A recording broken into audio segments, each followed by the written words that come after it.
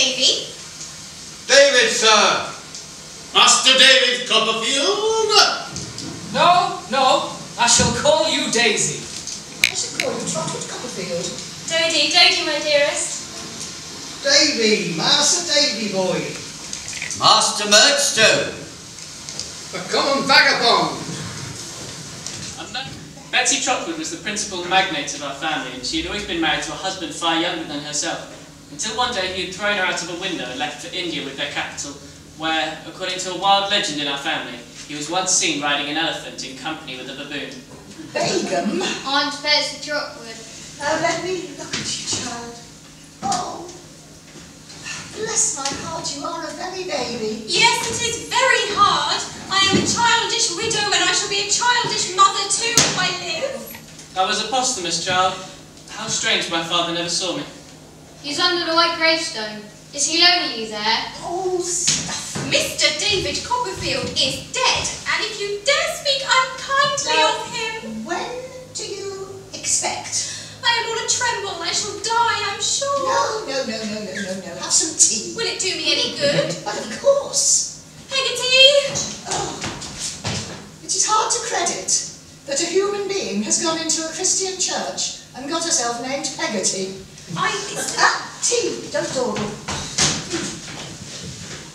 Now then, from the moment of the birth of this girl... Perhaps, boy. I have a presentiment that he's going to be a girl. Don't contradict. From the moment that this girl is born, I intend to be a friend to her, and I beg that you will call her Betsy Trotwood Copperfield. There must be no mistakes in the life of this Betsy Trotwood. No one will trifle with her affections.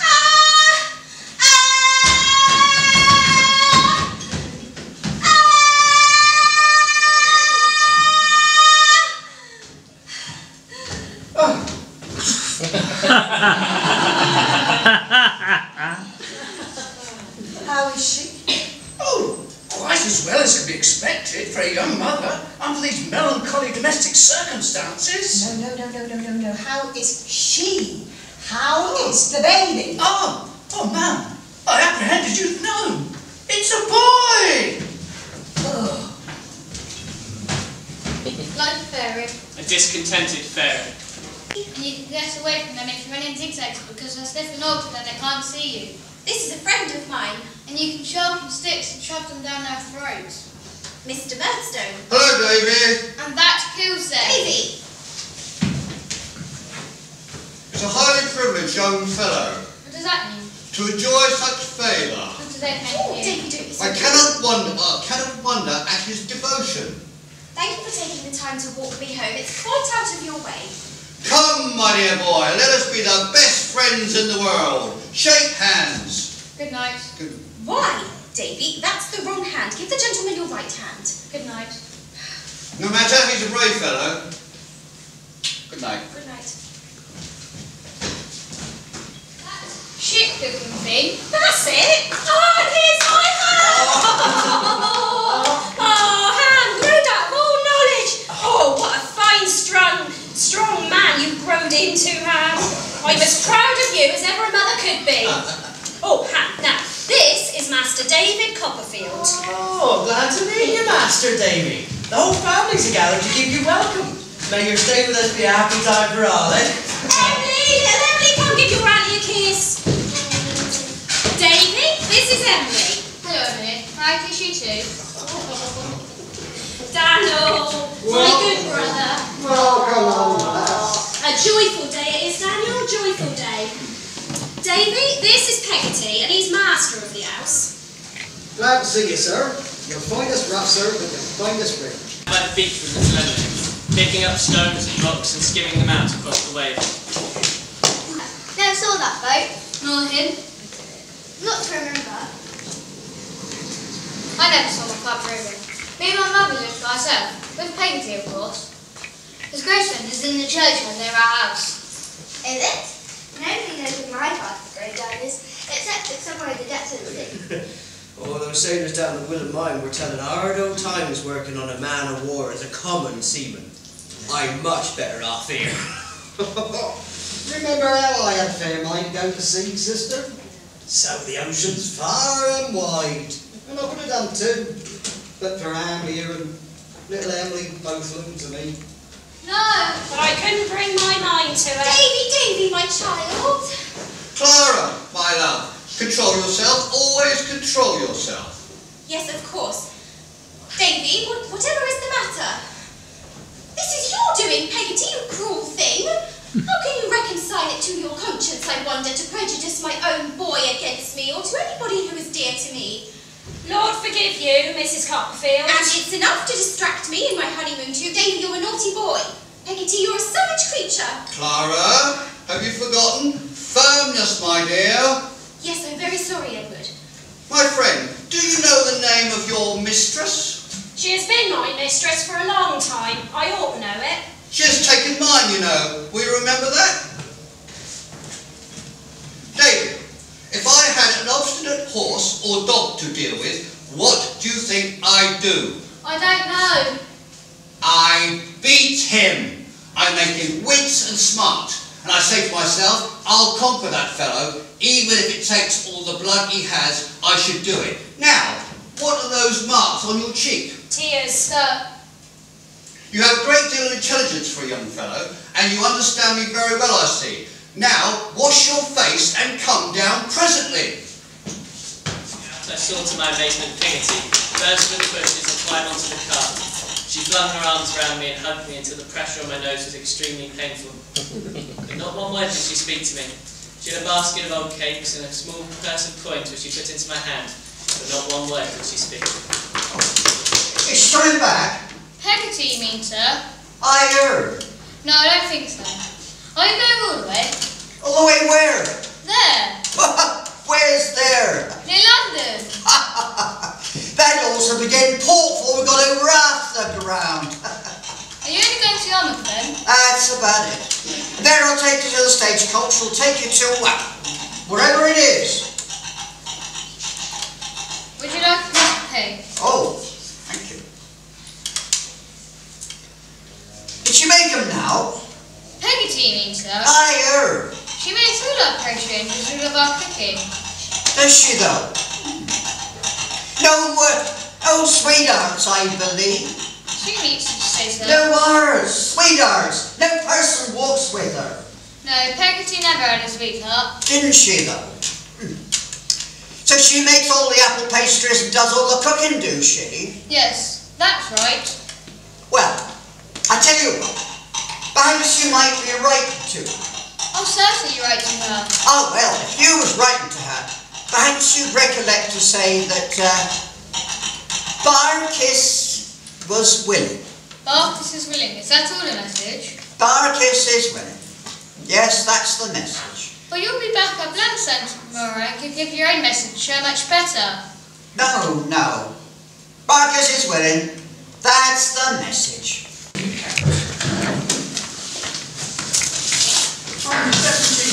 Master, that's the Salem house. Where are we going now? If you please, sir, is it far?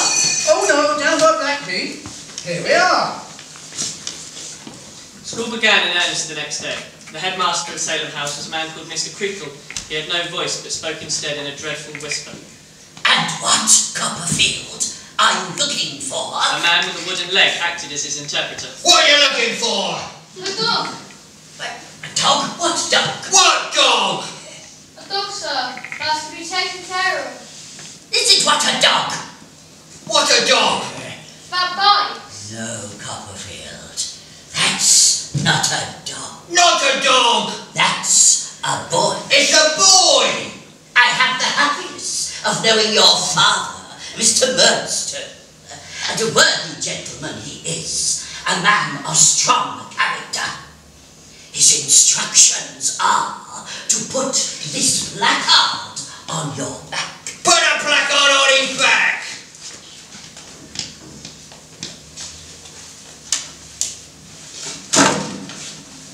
And now, Copperfield, are you famous for biting? Famous for biting?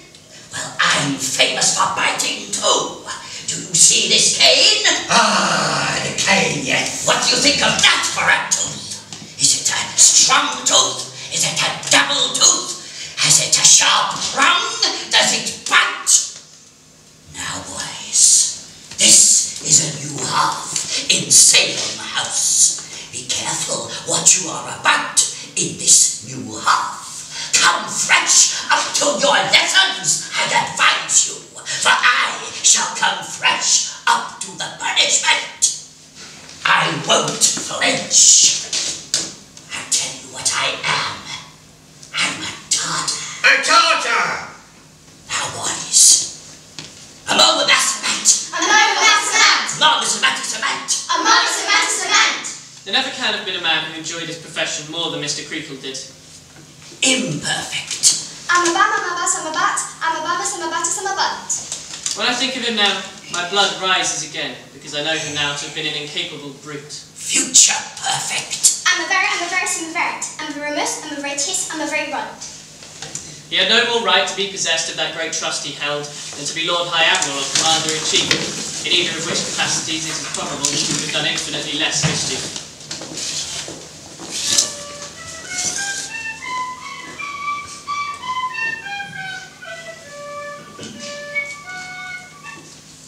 Miss Mo had a flute. My impression is, after many years of careful consideration, that there never can have been any man in the world who played worse.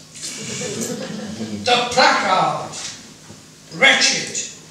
I'm sorry you've had such a beginning here, boy. Your shoe? Oh, yes. I know. Not much of the original upper left. Very poor here. Not much pay. Would you like a piece of cake? Oh, that's very kind of you. Thank you very much. He said little, but I think he liked me. And if I steadily picked up some crumbs of knowledge, it was because of him. He collected me from the coach station, and on our way to the school we visited his mother. She was very poor indeed, and lived in an almshouse on charity. He never spoke of her. Thank you for collecting me from the coach station. Please tell your mother. Oh, shh! That's our secret. Here's your bedroom. I say, here's the game. We have a dog to sleep with us. Lie down, sir. Good boy. Here, Towser. Sit. Sweet eggs think you treat him right. Creakle be well, we have a guard that will savage you. Carve Canem. You are welcome, David Copperfield. May I bring your placard? You are among friends. Thank you. I am Travesty. We are a band of brothers. Let's your blood together. Buckets, bottles, straddles, socks, blood. Now, fellows, it's time for him to meet our captains. Carry this heavy boot. Before, Prince, Ham. Who? James Citizen, scholar, lover, poet, protector of the poor, blast of fashion, etc. Even Creakle's afraid of him. Dominus Noster! Quidex, Bucket Bartle with Copperfield. Enter. Your story, Copperfield, a full account. Steerforth. I had a new father. Steerforth became a person of great power in my eyes. Cruel to my mother. I felt proud to know him. Sent away my nurse, my friend. There was an ease in his manner, a kind of enchantment. Look down my book, Copperfield. 7 shillings. You better give it to me to take care of. At least your caliphate like. You needn't if you don't like. This please. Would you like to spend any of it now? No, thank you. Perhaps you'd like to spend a couple of shillings or so in a bottle of cold wine for a night. Yes, I think I should like that. Very well. I shall have some kept to wet your whistle while you were storytelling. But what is Mr. Creakle? One boy alone, with the dread of people never dare lay a hand. That boy is Jay Steerforth. I would like to see him try. What would you do if you did try? I would begin by knocking him down with the 7 and 6-penny ink bottle on the mantelpiece. He is a fool. He knows less than any of us. All he understands is slashing, especially Miss Traddles here. Last time, he beat me every day, except for the 7th Monday, when we came in both hands. He's the hockey leader. But went bust. Creakle is scared of Pegleg. Pegleg knows secrets about Creakle. Secrets? That can swim him down. Lock him up. See him swim. But Mr. Mel seems fine. Oh, Mr. Mel. Very poor. Old Mrs. Mel, his mother, is as poor as Job. Lives in an almshouse on charity. Just as we thought. He better watch himself. I don't mean... Now don't be worried, Copperfield. The rest of you, sleep. My father died when I was young. I missed him. I'm so never got to you already. You're very kind to me. I'm much obliged to you. You haven't got a sister, have you? No. That's a pity. If you would have had one, I would have supposed she would have been a pretty, timid, bright-eyed sort of girl. I would have liked to know her. Good night, young Copperfield. And so every night we sat up late to drink currant wine and told stories. The drawback of it was that I often felt tired or out of sorts during the day. Neque longius ab oceanum, you see, not further than the ocean, and so forth. At which point it flows into the Rhine is not more than 6 miles from the ocean. 80 Copperfield. 80 Copperfield. Sorry, Copperfield. Ow! Be bold with him. I wouldn't have put up with that. But what about the Saturday, when Steerforth insulted Mr. Mell in front of Creakle and the whole school? And then I called him a beggar. If I would have been cool, perhaps I wouldn't have, but I did, and I'm ready to suffer the consequences for it. Your candour does you honour, but I am surprised, Steerforth, I must say, that you should apply such an epithet to any person employed and paid in Salem House, sir. Let him deny it. Deny that he's a beggar, Steerforth? If he is not a beggar himself, a near relation to him is, his mother lives on charity in an almshouse. I thought so. Mr. Mell, have the goodness, if you please, to set him right before the assembled school. No need for correction, sir. The boy's telling the truth. What he says is correct. Then have the goodness to declare publicly whether it ever came to my knowledge until this moment. Not so far as I'm aware, sir.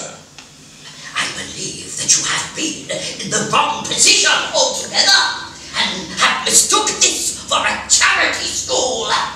Mr. Mell, we'll part, if you please. The sooner the better. Well, there's no time like the present. And Mr. Creakle, I'll take my leave of you and the rest of you.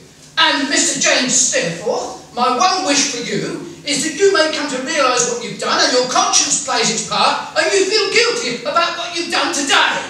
Good day. And to you, sir. How did I feel? Critical. How did I feel that night? I thought I heard his flute. What did I think of Steerforth? He was very kind to me. And Mr. Mell? I soon forgot him. There was one event during the 3rd year out of the daily school life that made an impression upon me which survives to this day. One afternoon I was informed that I had visitors. Oh, you growed? Oh, that's it. Knowing how you was partial to a little relish with your victuals when you was on with us, I took the liberty. Thank you. We came, you see, down Gravesend, in one of the old Yarmouth lugs, the old wind and tide being in our favour. My sister, she wrote to me of this place and said if ever I was in Gravesend, to come and pay your respects to Master David. She wanted you to know that all the family's uncommon well and do pay her humble duty. Now I see you're uncommon well, so when I go back, I shall tell little Emily, who will then write to my sister and tell her so. I wish to speak to you very particularly. I have something to tell you, boy. You are too young to know how the world changes every day and how the people in it pass away. But we all have to learn it. When you came away from home at the end of the last vacation, were they all well? Because I grieve to tell you that I hear this morning that your mother has died.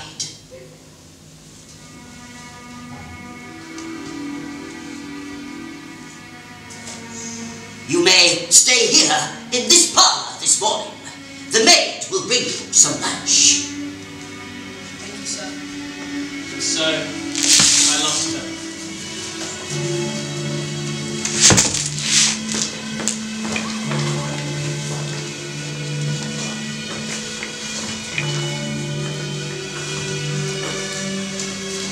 I am the resurrection and the life, saith the Lord. We stand around the grave. That day seems different to me from all other days.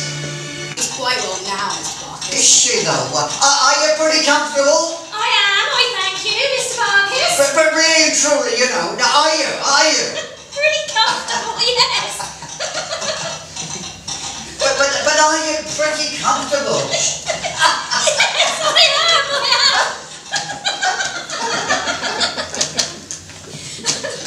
You've squashed the poor baby into a basket. Shift along, Mr. Barkis. But are you're pretty comfortable. By the time we got to Yarmouth, the breath was very nearly wedged out of my body. But truly though, is you comfortable enough? Oh, it's Master David. Oh, Master David, boy, how you've grown. Grown even more. Again. Oh, have I grown? Has he grown? Come on. I say it was all right. And it didn't come to an end there. It was all right. And you know who was willing? It was Barkis, and Barkis only. But it's all right. You know who it is. Didn't you know who it was? Of course it is. So she is.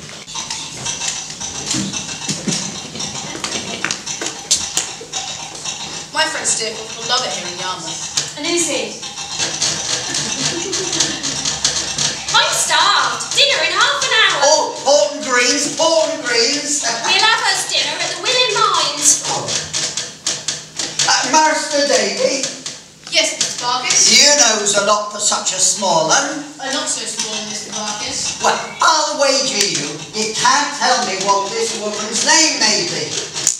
Mr. Barkis, well, thank you, Mr. Barkis. No! Indeed it is, Mr. Barkis. Clara Peggotty Barkis! Clara Peggotty Barkis! Married? We are! I've thought of it night and day, every way I can, and I hope in the right way, but I couldn't have given it another thought if I thought my baby was any ways against it. Oh, Peggotty, look at me, see, I am truly against it. Little Emily and I made a cloak out of an old wrapper. 100 years. The old its decaying stairs and floor, and the dirt and rottenness of the place. Listen for the squeaking and the scuffling of the old grey rats in the cellar. And when you run out of bottles, there's labels to be fitted on full ones, and corks to be fitted on them, and seals on the full ones. And then you put them in the rack for dispatch, and that's your job, do you understand? But I could have been so easily thrown away. A child of such excellent abilities, quick, eager, delicate, it seemed wonderful to me that nobody would make any remark on my behalf.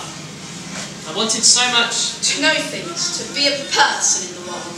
I felt Ashamed, like nothing was ever going to change. I became at 10 years old a little labouring hind in the services of Murdstone and Grimley. At 8 that evening, when the work was done, And here he is. So this is young Master David Copperfield. How do you do, sir? How do you do? Very You're good. well. Very good, thank you. And you? I am quite well, thank heaven. Yes.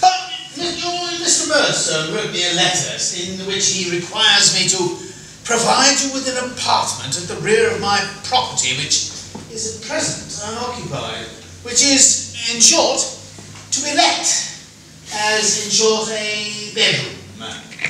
My name is Wilkins Micawber. My address is Windsor Terrace, City Road, London. In short, yes, I live there. I'm afraid I don't know where Windsor Terrace is, sir. Well, yes, I am aware that as yet your time for the peregrinations and discovery of the arcane Babylon have yet been limited. In short, you may lose yourself. I decided to venture forth to educate and inculcate you into the nearest way. Go with me. Arriving at his house in Windsor Terrace, I noticed it was shabby like himself, but also like himself made all the effort it could. He presented me to Miss Micawber, who was sat with a baby at her breast. But allow me to present Master David Copperfield, who is, as you know, reside under our roof. How do you do, Master Copperfield? How do you do now? Be seated, Master Copperfield. Now, before I was married, when I lived with my mamma and pa, I never thought I should have to take in a lodger. But Mr. Micawber, being in difficulties, all considerations of private feeling must give way. Oi, Micawber! Oh, shame and humiliation! When will they leave me to crawl in dust and tatters into my grave? Come on, Micawber, you ain't done yet.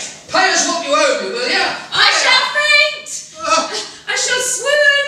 I feel the blood rushing to my feet. My heart sinks spins and my head floats. The world is fading. I can hardly see. Come on, don't be mean. If I were you, I wouldn't be mean. You're swindlers, robbers, you're criminals. Oh, crushed, crushed. All hope is sunk beneath the horizon. If I catch hold of you, Micawber, I'll wring your neck.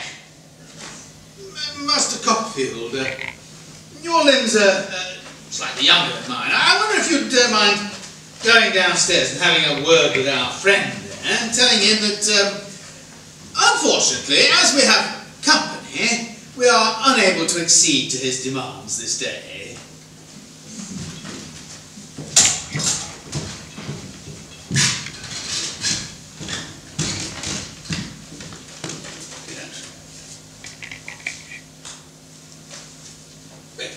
You tell him I'll be back.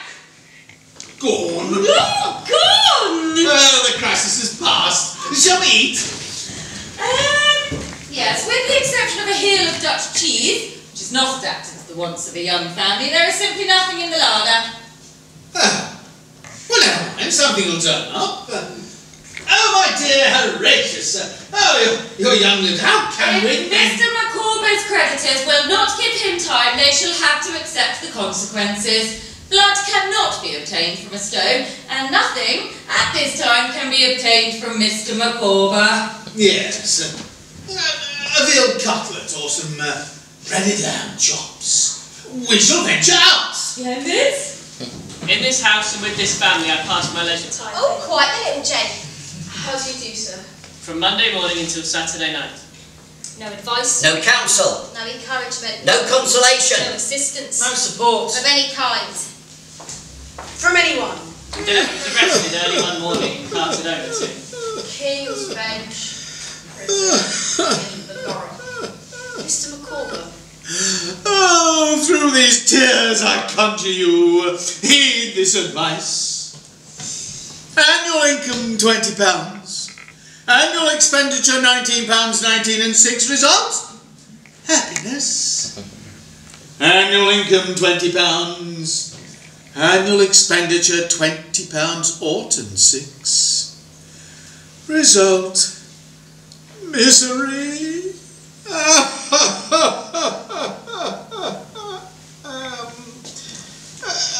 I wonder, would you by any chance have a shilling on you? I just purchase a couple of pints of porter. I'll give you a note drawn against Mrs. Micawber for the sum.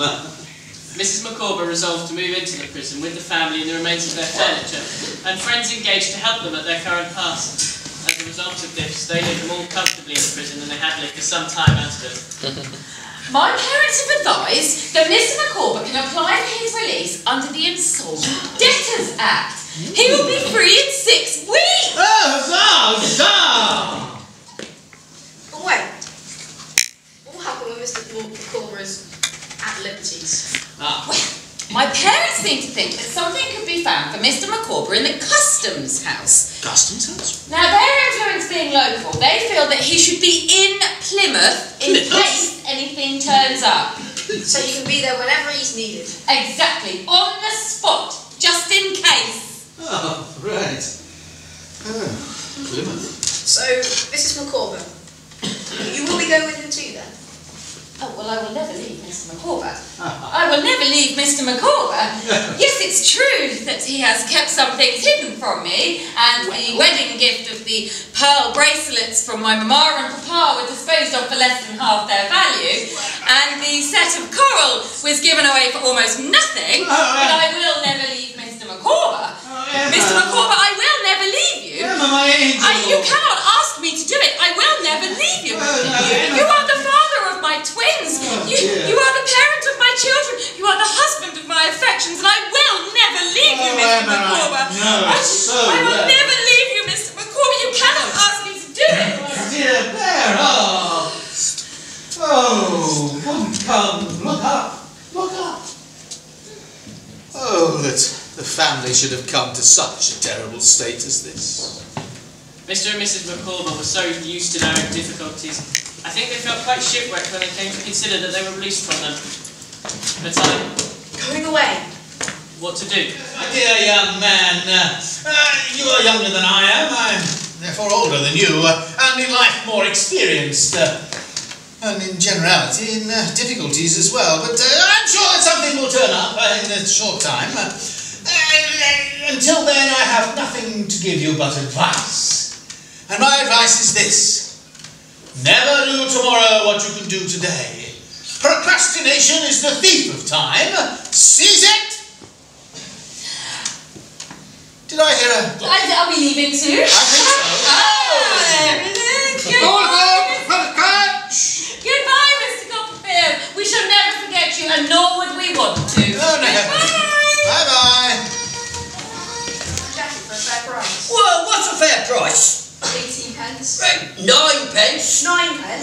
9 pence. Set off Richard by 9 pence. Climbed down at last upon Blackheath, And slept beneath the stars. On the way to Chatham. and limped 7 miles up the road. And at last came... You have heard me speak of David Copperfield. And don't pretend you haven't got a memory, because you and I both know differently. David Copperfield? Yes. Oh, to be sure, yes! Oh, David Copperfield! Copperfield. Well, he's done a pretty piece of business. He's run away. His sister, Betsy Trotwood, never would have run away. Which sister? The girl you should have been. The girl I came to see. You think that she wouldn't have run away? Oh, listen to the man, doesn't he talk? I know she wouldn't have run away. She would have lived here with me, and we would have been devoted to one another. But here you see this boy, David Copperfield. And the question I put to you is this: what shall we do with him? What shall we do with him? I want some very good advice. Do with David Copperfield? Well, if I were you, I should wash him. Oh! Janet, Mr. Dick puts us all right. Go away! Dear. I should put him to bed. Janet, Mr. Dick sets us all right. If the room is ready, take him up to it. How goes the world? I shouldn't like it to be mentioned, but it's a mad world. I'll go see Memorial Day. I believe I have made a start. I think I have made a start. You have been to school? Yes, for a short while. And do you recollect the date when King Charles I had his head cut off? 1649, I think. Well, so the books say, but I don't see how that can be, because if it happened so long ago, how could all the people about him have gone to the trouble of cutting his head off and putting all those troubles into my head after it was cut off, and then they put it into mine? Dick, why don't you go and fetch your kite to show David? Yes, my kite! Yes, I made it! And come, David, we'll go and fly it, you and I! Maybe pages of his very own memorial.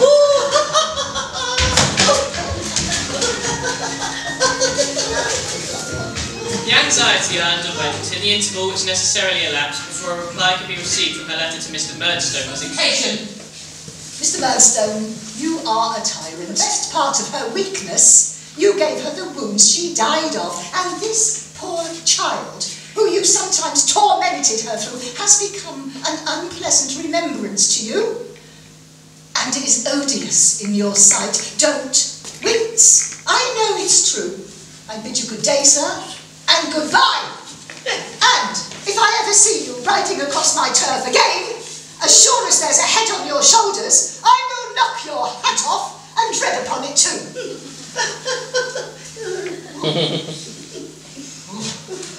Do you know, he could have crushed us all three and fed us to the seagulls. Oh, bravo! But who was he anyway? So, I never have to see him again? Not as long as Betsy Trotwood is above ground, you don't know. Thank you. All right. Enough of that, otherwise I shall want to know the reason why. Now, Mr. Dick, you will consider yourself joint guardian with me of this boy. Oh, I should be delighted him. I think I will call you Trotwood Copperfield. Yes, to be sure. I give you Master Trotwood Copperfield. Trotwood Copperspoon. No, Trot for short. Trot for short. Now then, Trot, we mustn't neglect your education. Would you like to go to school in Canterbury? I would love to, Aunt. Oh, God. Let's go. Get ready. Janet.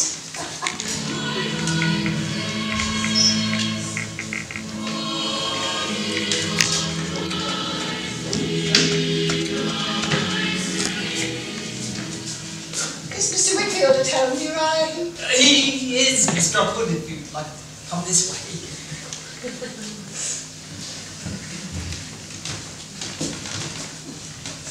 Miss Betsy Trotwood, this is a pleasure. What wind blows you here? Not an ill wind, I trust. No. I have not come for any law. Oh.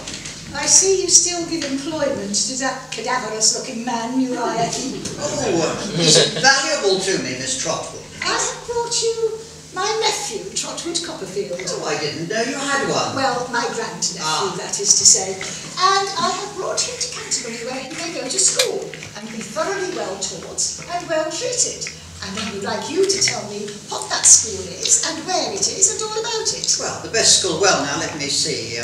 Strong's Academy is the best school we have, but your nephew couldn't board there just now.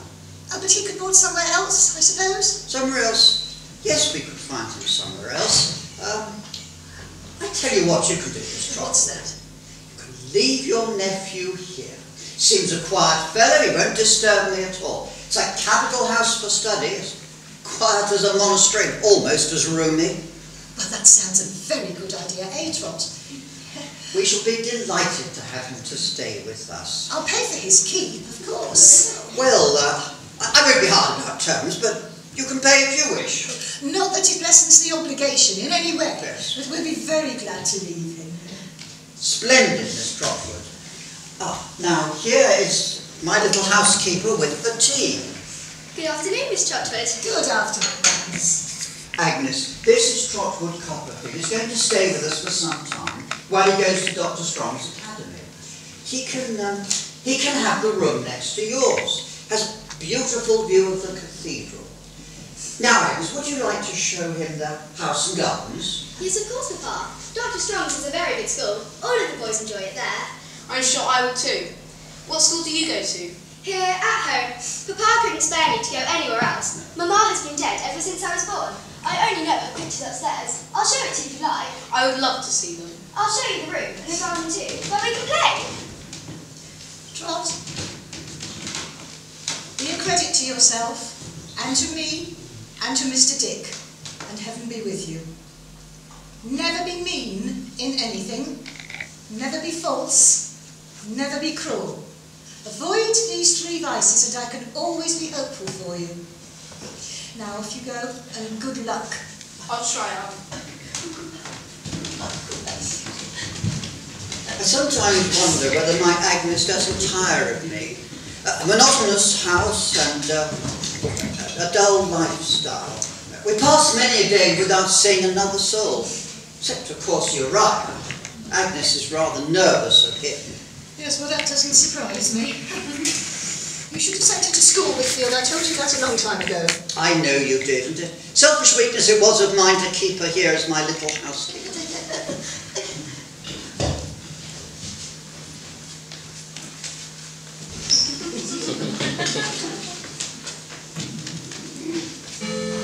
Master Copperfield, I'm not doing office work, Master Copperfield.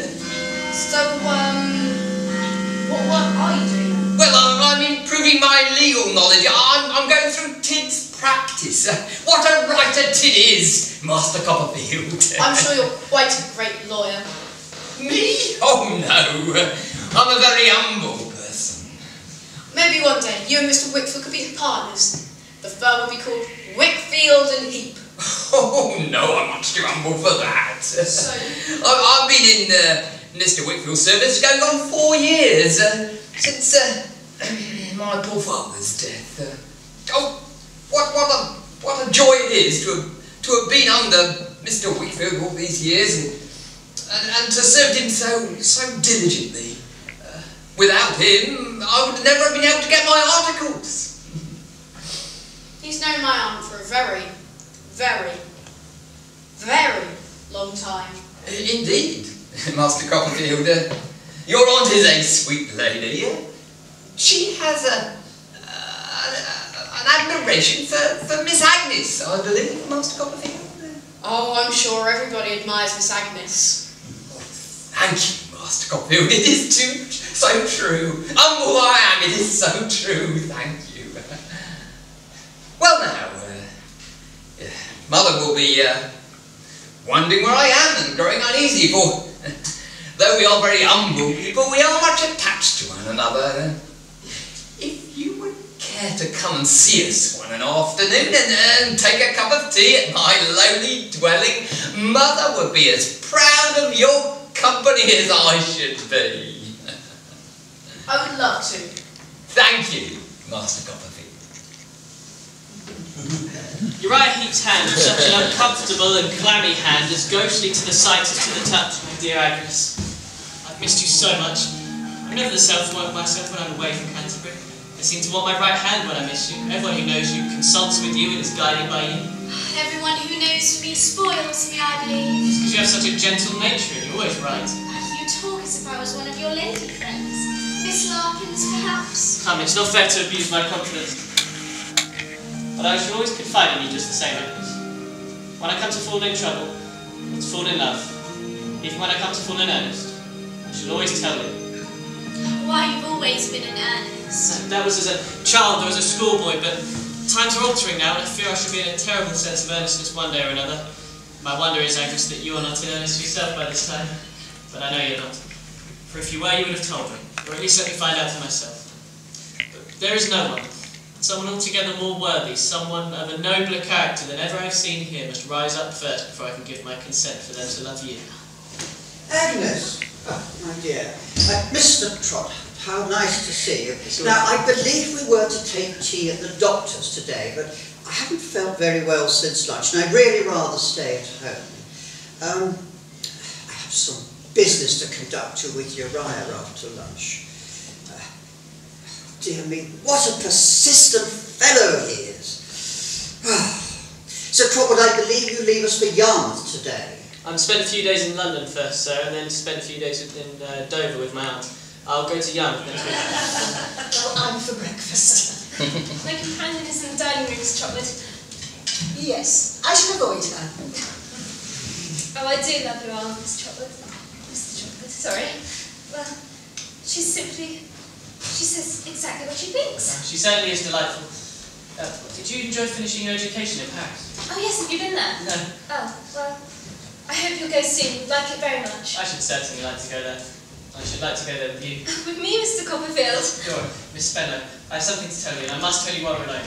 At any moment, your companion may come back in Oh, the garden. she's a tiresome creature. Who needs a companion? Anyway, Miss Dora, as I was saying, I know we've only known each other but one day, but I knew from the moment that I saw you that I was in love with you. Mr. Copperfield! I love you. I love you. I idolise and adore and worship you. Lovers have loved before and lovers will love again, but no lover will ever love, might, could, would, or should love as I love you. Oh, Mr. Copperfield! What a wild, impulsive and delightful boy you are!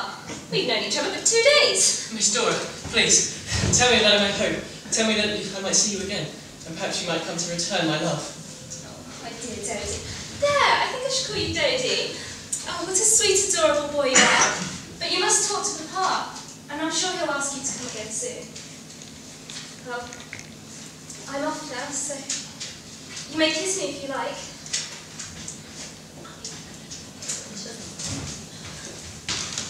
I was all in joy and happiness for my love as I journeyed the next day to Yarmouth. Oh now, what we have for dinner? Young gentleman generally likes poultry. Have a fowl. No, thank you, waiter. I'm not in the humour for a fowl. Oh, ain't you? Well, young gentlemen are generally tired of beef and mutton. Have a veal cutlet. A veal cutlet, yes, that'll do nicely. Do you care for taters? Young gentlemen are generally overdosed with taters. I'll have a veal cutlet and potatoes and all things fitting. Yes, thank you. Thank God. So it is, it's little Copperfield. Stiffer! I'm so glad to see you, my dear Stiffer. I'm overjoyed to see you. Now, Copperfield, old boy, don't be so overpowered. Onions, dust. But how do you come to be here? I came from Canterbury today. I've been adopted by an aunt in that part of the country and finished my education there, at the cathedral school. I've been there 7 years. I am an Oxford man. That is to say, I get towards to death down there periodically. I'm on my way to my mother's, but I've stopped to see the opera. I've been there too, at Covent Garden. What a delightful and magnificent entertainment. My dear young Davy, you are a very daisy. The daisy on the field at sunrise is not fresher than you are. I too have been at Covent Garden, and there never was a more miserable business. Oh, but I should like to hear about you, and where you are going, and all you are doing, and all about you. I feel as if you were my property. Well, I'm actually on my way to visit some very old friends down in Yarmouth, but of course you met them. You remember the boatman that visited me when we were at school together? Oh yes, indeed, that bluff fellow. He had a son with him, hadn't he? No, that was his nephew, and he has a very pretty little niece too, whom he adopted as a daughter. Do you know, Stifford, I should be so glad if you could accompany me. You would be delighted to see that household. Come with me to Highgate first, and stay a day or two. I should like you to meet my mother. She can be a bit vain and prosy about me at times, but that shall make it... Such a delight to know that when they suffer, they do not feel. I have sometimes been quite uneasy for that sort of people, but now I shall just dismiss the idea. Very glad to see you, very glad. But where's Mr. Barkis? Oh, bad. A bed with the rheumatics. But a sight of you will do him more good than pints of liniment. How well you look, Master David. Yeah, me too. This is my good friend, Mr. Stiff. Ah, yes. David has told me so much of you, I feel as if we know each other of old. Oh, bravely said, sir, bravely said. Davy has written us about you. Bless you for your kindness to him. You are welcome. Thank you. He filled the room like light and air. There was no effort, no noise, no consciousness in anything he did. He brought us by degrees into a charmed circle. Oh, I should like to go in a country bar and sail upon the sea and confer in every country of the world and bring her back for Uncle Dan. And so you shall, and so you must. We're best. You have no best to me, Stifford, and no worse. You'll always be equally loved and cherished in my heart. God bless you, Daisy. And good night. Tonight, jokes.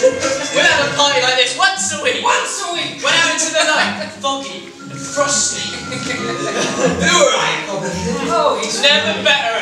The party arrived. Bright lights, ladies and music.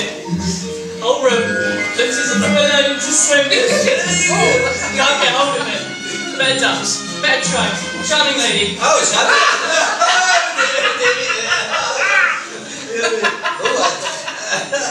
Agnes. Lord bless my Agnes. Hush, change stuff. Sit down. Now, Mr. Meat, Wakefield and tea. Wakefield and heat, Wakefield and cheese. Could I oblige you, Miss Wickfield, by supporting Mr. Copperfield to another room? What's this? Agnes, be thinking, oh well. Trotwood. How distressing for you. No, thank you, Ryan. No, thank you. Come on, sit down.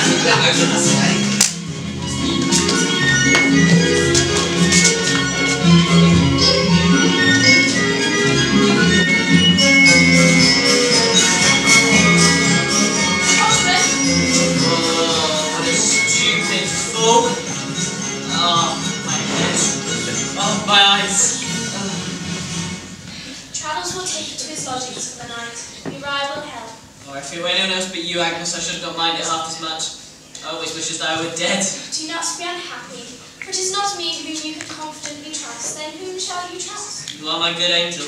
No. Indeed you are. Well, if that is so, Yes? then let me warn you against your bad angel. You mean Stifford? I do. Agnes, you do him a great wrong. It is unjust to judge him on what you saw tonight. You've made a dangerous friend. Master Copperfield, I hope you're feeling better. Oh, I beg your pardon, Mr. Copperfield, but the other comes so natural. I hate to put you under a constraint, but Mr. Traddles here is waiting, and I'm afraid, Miss Agnes, that your poor father is very tired. He and I have much to do tomorrow. Yes, of course. 1 minute, Mr. Heath. He is to enter into partnership with Papa. Uriah, that mean conniving, you must prevent It it. was forced upon Papa. By whom? By Uriah. He's subtle and watchful. He's taken advantage of Papa's weaknesses. His ascendancy over Papa, it's very great. Pray, Agnes, don't, my dear sister. Mr. Whitfield, please, no need to be anxious. I have the papers here. Oh, my copies. Did I bring them with me? Oh, you'll make poor Agnes fret if you carry on this way. Of course. It's late, but I'm tired. Oh, if it would be a pleasure for me to call upon you a little later. Oh, you're very kind. If you'll just sign these papers. You have them here? I have indeed. Nothing important? Oh, nothing important. Expenses, business charges, deficiencies. Did we not clear a pile of these last week? A backlog had accumulated. I don't know how I'd manage without you. I don't know which way to turn. To me? Mr. Wakefield, always to me, your humble servant. And yours, Miss Agnes. And now yours, Master Copperfield. Thank you, Uriah. I shall take my father to his lodgings. But Trotwood, please be kind to Uriah. Do not repel him. Think of Papa. Come along, father. It's getting late.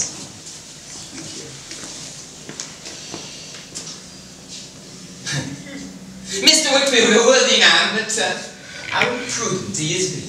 Imprudent, Mr. Heath? Oh, very imprudent indeed, Master Copperfield. But I wish you'd call me Uriah, like old times at Canterbury. Uriah, then. Thank you. It's like the blowing of old breezes, the ringing of old bells to hear you call me Uriah, yes. But Mr. Whitfield, well, if anyone else had been in my position over the last few years, by now he'd have had him under his thumb. Under his thumb. Of course, I have Miss Agnes to consider. What's that, Uriah? How pleasant to be called Uriah spontaneously. Master Copperfield, I have a confidence that I wish to take the liberty of reposing. Humble though I am, the image of Miss Agnes has been in my breast for years. With what pure affection do I worship the ground my Agnes walks on. What? And you're quite a dangerous rival, Master Copperfield. You always was, you know. Mr. Heath, do you suppose that I regard Miss Agnes Whitfield as anything other than a very dear sister? You may not, of course. But then you see, you may. Then I shall tell you, I am engaged to another young lady. I hope that contents you. Oh, yes, congratulations, my dear fellow. How very glad I am that you've had the condescension to return my confidence. If you'll only have the goodness to keep my secret and not in general go against me, then I shall count it as a particular favour. Miss Agnes is very young still, and I will need time to make her familiar with my feelings as opportunities arise. Well now, past 1 o'clock, and I have business to arrange with Mr. Whitfield. I wish you good night, Master Copperfield. My humble, grateful thanks. Rogue! Scoundrel! Villain! Give me the bottle, Charles! Yes, I shall after him and break it over his confounded head! Agnes and this creature is the very devil! Oh, he's not immediately likeable. What? However limited our ideas, be considered remunerative. So I look around the world and I say, what is there that someone of Mr. Micawber's talents is likely to succeed at? Of course. And I am thinking that maybe the brewing business may be suitable. The profits, I hear, are enormous, but none of the firms are answering our letters. Shocking!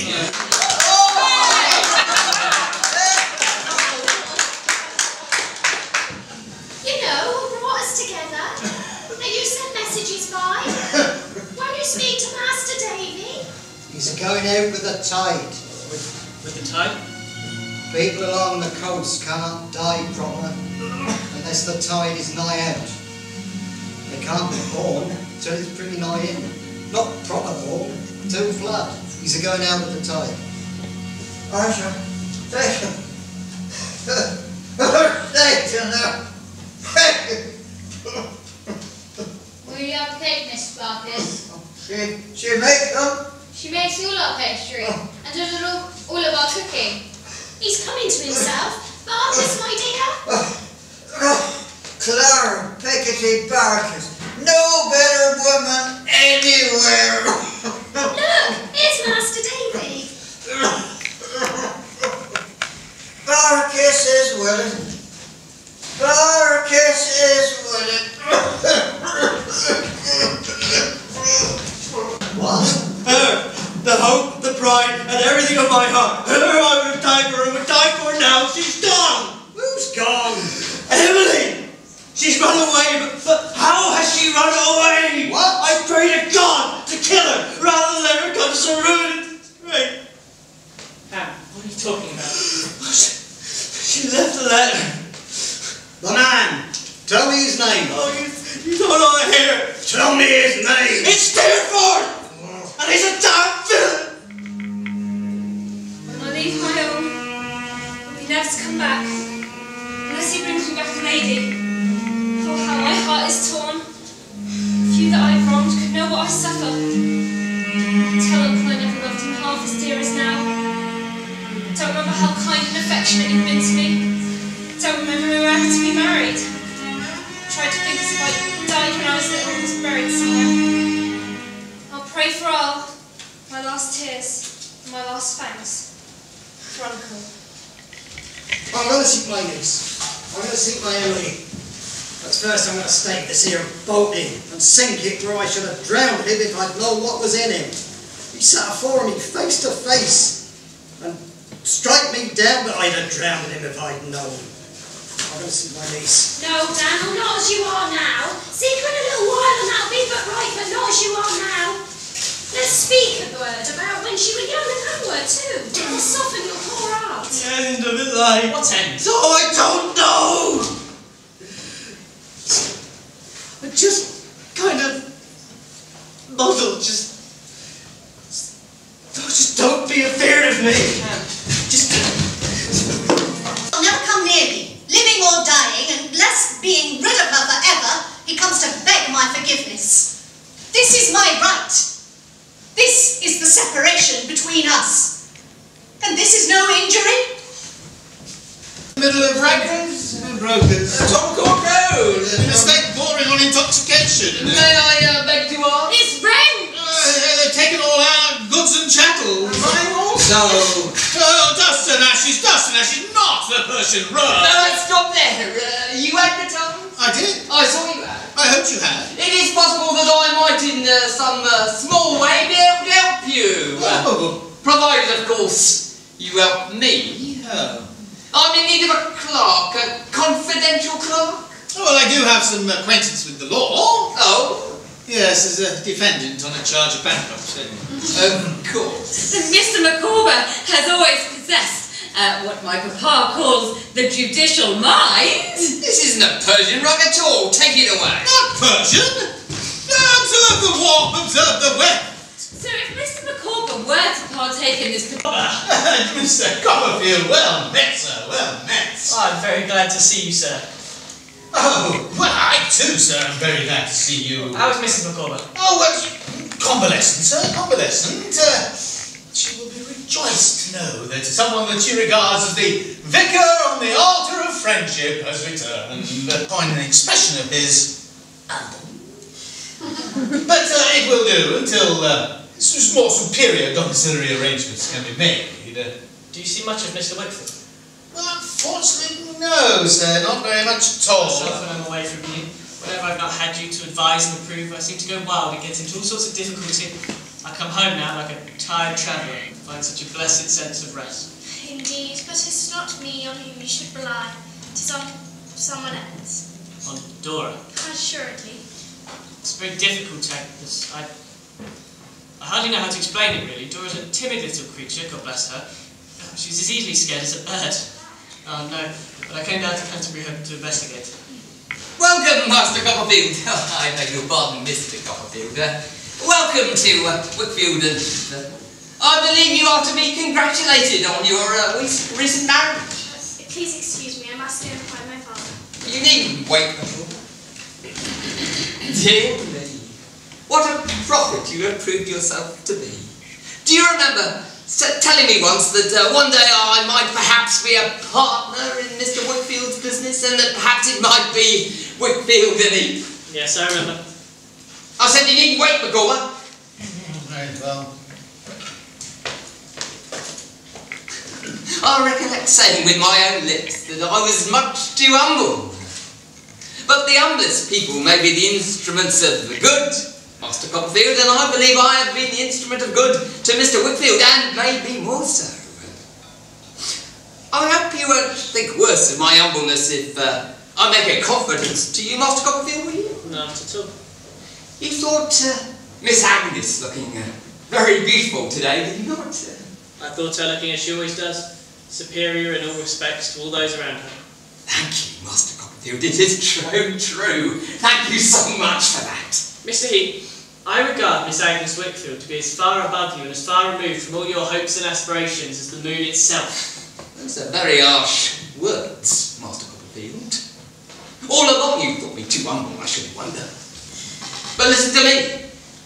Father and me was brought up in a foundation school for boys. They taught us a deal of humbleness and not much else, I know, from morning till night. We was to be humble to this person, humble to that person, and always to know our place. Father got the Monitor Medal for being humble, so did I. Father got made a sexton for being humble. Be humble, says Father, and you'll do. And it ain't done bad. Trotwood, my dear boy, how good to see you. Miss Wickfield, it's a delight to be with you and Agnes again. You'll stay with us while you're in Canterbury? If there is room for me. Oh, you can go into your old room, Master Copperfield, if that will oblige you. No. There's another room. Well, we seldom see our present visitor a guest, and I thought it would be proper to give him welcome in a glass of 2 wine, if you have no objection. No. Master Copperfield, your health and happiness. To your health, Mr. Wickfield, and Agnes's too. Thank you. I'll drink to that fellow partner, if I may be so bold. It is safe to say that Agnes Wickfield is the divinest of her sex. May I speak openly amongst friends? To be her father is a great distinction, but to be her husband... You're right. What's the matter? For God's sake. If I say I have an ambition to make your Agnes my Agnes, I have as much right to it as any other man. Trotwood. Before him I have abandoned name and reputation, peace and quiet, house and home. I have kept your name and reputation for you, and your peace and quiet, and your house and home. Don't be foolish, Mr. Wickfield. You and me knows what we know, don't we? Let sleeping dogs lie, eh? He wants to rouse them. I don't. You see the millstone he has about my neck. Did you find him in my house? You found him in my business. You heard him just now. Father, you're tired and overworked. Oh, please come along. You must rest. I shall be friends with him in the morning. Don't you worry yourself, Master Copperfield. Here, Copperfield. Time and in short, patience. Yes. It's not my fault she ran away. Of course it's not. Look, I loved her dearly, and she was so good to me. I begged her not to go. What? When I heard what had happened, the bitterest thought came into my You mind. did my best. I've done that ever since. I'm changed now looking upon this sight. I loved him better than she ever loved him. Proud mother of a proud, false son, and is your pride appeased? Now he has given atonement to you with his life. He gave me this scar, but I would have been his slave for a word of love a year. So what is your love to mine? Forgive his faults! False! Who dares malign him? He had a soul worth millions of the friends to whom he stooped. Do you remember her? No. Not yet. I can't leave her. Oh, you're very good. Yes, ma'am. How is Mr. Wickfield? Oh, Oh, well, Mr. Whitfield is as well as can be expected in the circumstances, ma'am. But Miss Whitfield, she is the one starry spot on our existence. And how do you feel, sir? Indifferent, sir. You must keep up your spirits and make yourself as comfortable as possible. You're very good, sir. Yes, your cordiality overpowers me. By the elephants? No. Elements? Mr. Calder, Yeah? I understand that you are a very old friend of my nephew. I'm sorry we haven't been able to meet before. Family. Well, they're as well as could be expected for aliens and outcasts. What do you mean? Oh, ma'am, the sustenance of my family hangs in the balance. Were it not, as my erstwhile employer, Mr. Heap, says that I am in receipt of pecuniary remunerations, he said I would be travelling the country as a mountebank. Mr. Micawber, whatever is the matter? What is the matter? What is the matter? Villainy is the matter. Corruption and fraud is the matter. And the name of the whole atrocious mess is Heap. I knew it. I cannot live this life any longer. I cannot go on. No, sir, no, I will take no man's hand. Not until I have seen to the doom of the serpent Heap. No more. I cannot go on. Not until I have put society onto the track of the disastrous, diabolical Heap. Is Mr. Whitfield home? Oh, Mr. Whitfield, I'm afraid, is indisposed with rheumatic fever. But Miss Whitfield is here. I'm sure she would be glad to see you. Miss Betsy Trotwood, Mr. David Copperfield, Mr. Thomas Traddles, and Mr. Dixon.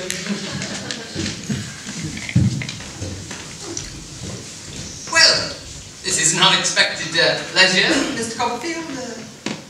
Things have changed in this office, Miss Trotwood, since I was an humble clerk and held your pony 8 day, but I have not changed.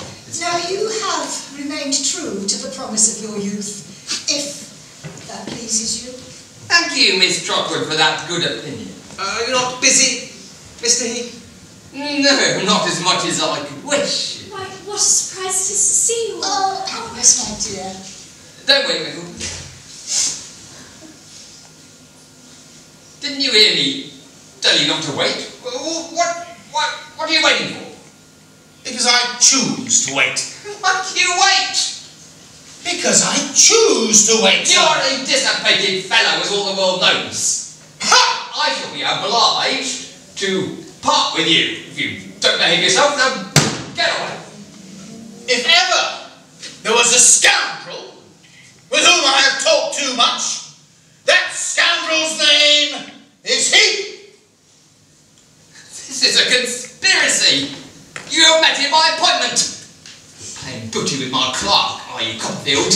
What do I care? If you plot against me, I'll counterplot you. And you, be off with you. I'll talk to you presently. Mr. Micawber, deal with him as he deserves. Miss Trotwood, you must put a stop to this. And you, why are you here? I'm a friend of Mr. Whitfield and his agent. I have from him the power of attorney in my pocket and to act for him in all matters. Oh, the old fool has drunk himself into a state of dotage. It has been got from him by fraud. Something has been got from him by fraud, I know, as I think do you, Mr. Heap.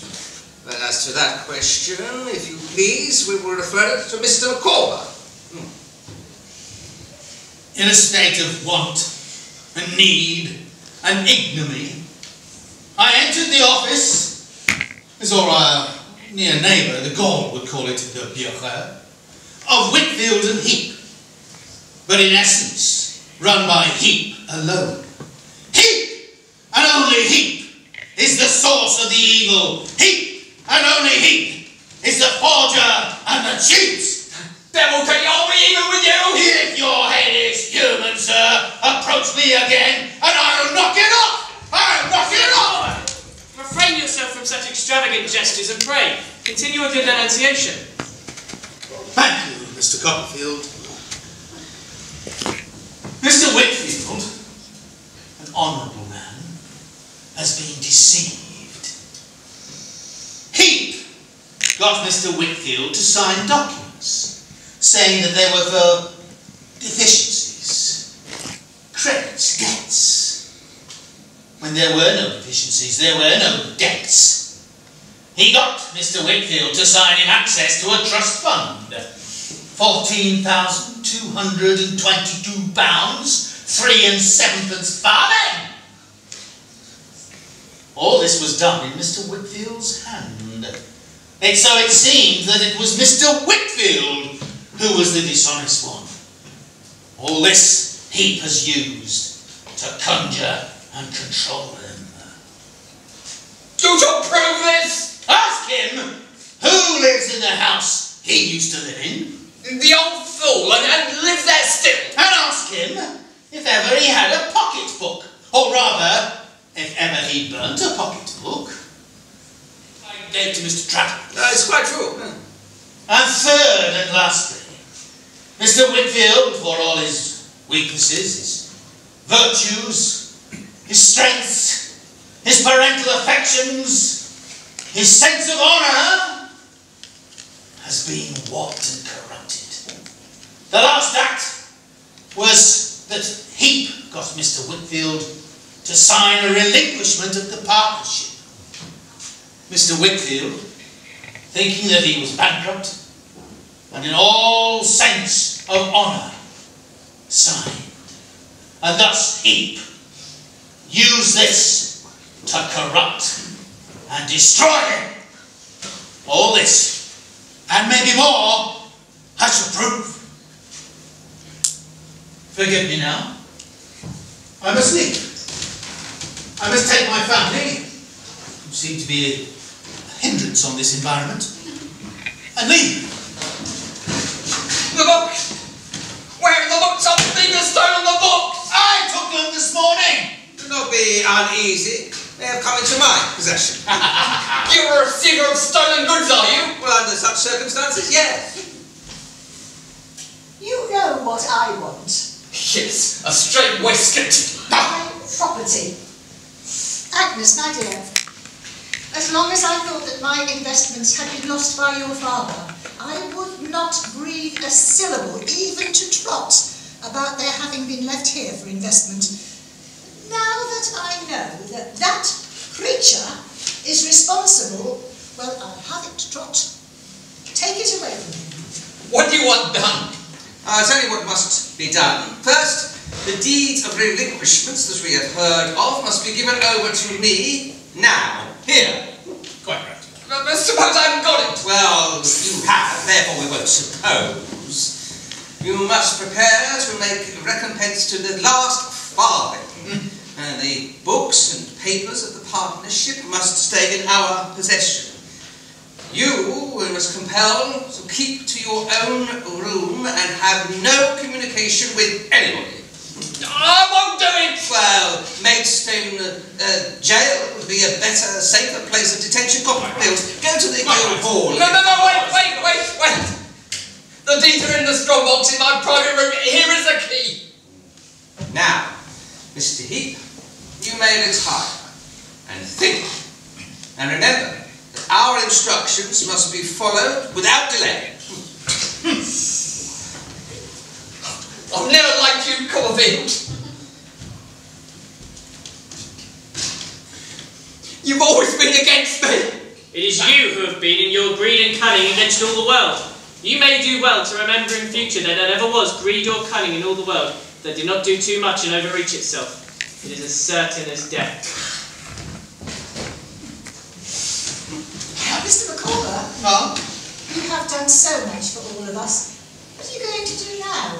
Oh, Ma'am, houselessness, hunger, famine, debt have been the lot of my family for such a long time. I cannot see a change. I'm surprised that you haven't thought of emigration. Well, yes, Ma'am. In my youth, I thought of going to Australia, and it was the fallacious sport of my elder years. Your family, if you were to emigrate. Capital, Ma'am, or the lack of it. Capital? But you have done so much for us. What could we do that would be half as good as finding the capital? Oh, bless you! Bless you! Shall I ever recall that street in Canterbury on a market day without recalling him? Looking at the bullet through the eye of an Australian farmer, 6 weeks later we travelled down to Gravesend, where we found a ship surrounded by a small fleet of boats, with a fair wind blowing, and signal for sailing at her masthead.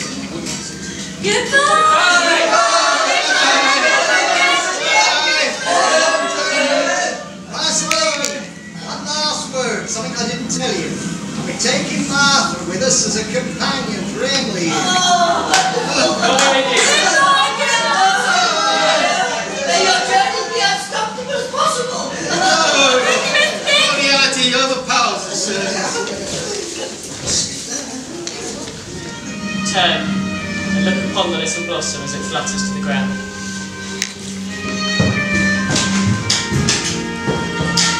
Dora!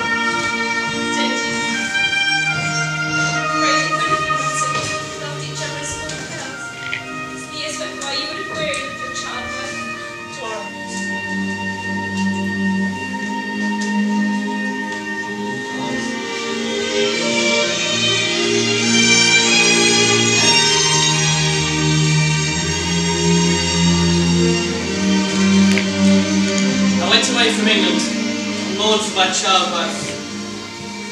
Great darkness came before my eyes, and for a time all things were blotted from my remembrance. I roamed around from place to place, to city, seeking I know not what, and looking to leave I know not what behind. Until one evening on my travels, I came upon a distant valley, where, in the air, the sound of a soft music soothed me to lay down my weary head on the grass and weep, as I had not wept yet since Dora died. So it was that 3 years had elapsed since I stood in the same place, in the same hour of sunset, on the deck of the packet vessel which now took me home, and I arrived at my aunt's cottage 3 days later. She's angry with me for telling you this, but she says that there is someone you love. Indeed there is. But Trotwood, I'm so blessed. It is you I've loved my entire life. Agnes.